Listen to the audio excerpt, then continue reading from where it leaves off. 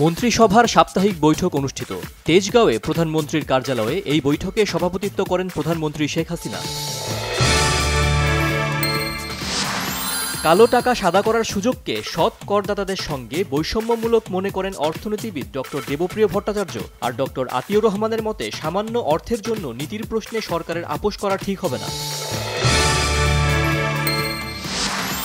প্রলয়ঙ্করী ঘূর্ণিঝড় রিমাল শেষ করে দিয়েছে কুয়াকাটা সৈকতের পাশে দাঁড়িয়ে থাকা হাজারো গাছ। বৈশ্বিক উষ্ণতায় সবচেয়ে ক্ষতিগ্রস্ত হবে মানুষ, মনে করেন পরিবেশ, বন ও জলবায়ু বিষয়ক মন্ত্রী।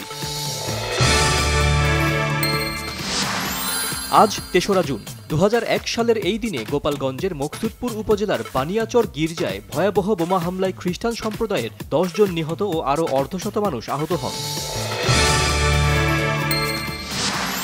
বৈদেশিক কর্মসংস্থান প্রতিমন্ত্রী শফিকুর রহমান চৌধুরী জানিয়েছেন, মালয়েশিয়ার বেঁধে দেওয়া সময়ে বিএমইটির ছাড়পত্র পেয়েও দেশটিতে ১৭,০০০-এর মতো কর্মী যেতে পারেননি। পূর্ব শত্রুতার জেরে মৌলভীবাজার শহরের চুবড়া এলাকার এক স্কুল ছাত্র খুন হয়েছে, আহত হয়েছে আরও ২ জন। ভারতে টানা তৃতীয়বার ক্ষমতায় আসছেন প্রধানমন্ত্রী নরেন্দ্র মোদী। তার দল পেতে পারে ৩৫০ আসন। লোকসভা নির্বাচনের কেন্দ্র ফেরত জরিপের ফলাফলে পূর্বাভাস। গাজায় শরণার্থী শিবির সহ বেসামরিক অবস্থানে হামলা চালিয়ে আরও ২২ নিরস্ত্র ফিলিস্তিনিকে হত্যা করেছে দখলদার ইসরায়েলি বাহিনী। আইসিসি টি-20 বিশ্বকাপে শুভ সূচনা করেছে নামিবিয়া। ওমানকে ১০৯ রানে অল আউট করে ৬ উইকেটে সমান স্কোর গড়ে নামিবিয়া। টাই হওয়া ম্যাচ সুপার ওভারে জিতে নেয় তারা।